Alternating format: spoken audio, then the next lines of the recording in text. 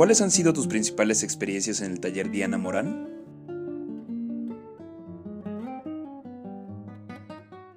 La primera vez que conocí al grupo fue cuando cumplieron 20 años de haberse reunido. Me di cuenta entonces del nivel de seriedad, de compromiso, de constancia con el que habían estudiado y seguían estudiando obras escritas por mujeres. Me encantó la experiencia de haber sido invitada a leer un cuento entonces, pero sobre todo me fascinó la idea de pensar que existía en México un país donde la literatura de mujeres siempre es vista como de segunda o con la ceja levantada o como la excepción a la regla. Un grupo de estudio tan consolidado y con tanto conocimiento que se dedicara a meterse de lleno y a fondo a esta otra forma de escritura para ver si en efecto se trataba de otra manera de escribir y percibir el mundo o si pueden establecerse paralelismos entre la literatura escrita por mujeres y la literatura escrita por hombres. A partir de entonces he tenido la fortuna, el privilegio de que me han seguido invitando cuando cumplieron 25 años y ahora que cumplen 30 a leer cuentos básicamente o parte de mi obra. ¿Qué aporta la mirada de la mujer como escritora al panorama literario contemporáneo de México?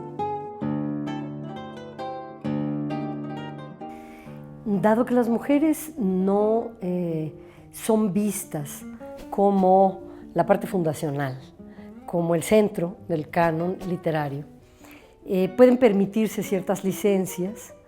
a lo mejor de manera deliberada o más deliberada, que cuando se tiene la conciencia de estar escribiendo la novela con mayúscula. Yo recuerdo una intervención del escritor inglés Martin Amis en el Hay Festival cuando participó en una mesa que se llamaba The English Novel con mayúscula y le preguntaron quiénes estaban escribiendo la novela en lengua inglesa y él fue quien dijo esto que es con lo que yo inicié, que le parecía que al margen de quienes estuvieran escribiendo la novela inglesa, el hecho de que muchas de las escritoras en esa lengua no pensaran en esos términos les permitía no solamente escribir contra el canon o como una respuesta al canon, sino también saber con mayor libertad que al no tener que escribir un cierto tipo de novela, que es la novela en lengua inglesa, española o francesa, se puede escribir desde lo minúsculo hasta lo inconmensurable, se puede escribir desde cualquier punto de vista y cualquier forma de enunciación que quizá no ha sido visto o revisado, sin tanto temor de no estar escribiendo la novela en lengua española o lo que sea. Me parece, por otro lado, que limitar la literatura a estos dos puntos de vista, es decir, a ver la literatura escrita por hombres y la literatura escrita por mujeres siempre como una dinámica antagónica, no es lo que da la riqueza y la finura en el estudio de este panorama a lo largo de los siglos, ¿no? Permite ver algunas excepcionalidades, algunas diferencias, permite ver también qué registros, si es que hay algunas constantes, son los que ha atendido más la literatura escrita por mujeres, pero en mi caso ahora como escritora y no solo como estudiosa de la literatura, no es algo en lo que piense cuando yo estoy escribiendo, no de manera deliberada escribo una novela de tesis para las mujeres o solo desde el punto de vista femenino, lo que quiera que esto sea, ¿no? No puedo más que escribir a través de mi cuerpo, pero puedo marcarme y desmarcarme, posicionarme y moverme hacia los márgenes, ser vista de una manera mutante, ambigua. Me parece que no se es mujer de la misma manera si naces en Oslo que si naces en Juchitán, que no se vive la experiencia de ser mujer de la misma manera si tienes 20 años que si tienes 70, ¿no? En fin, que ser mujer es una experiencia muy, muy vasta y la literatura femenina es el registro de esa vastedad. ¿Por qué elegiste leer el cuento Las horas contadas para este encuentro de escritoras? Porque estoy trabajando desde hace tiempo una literatura que tiene que ver con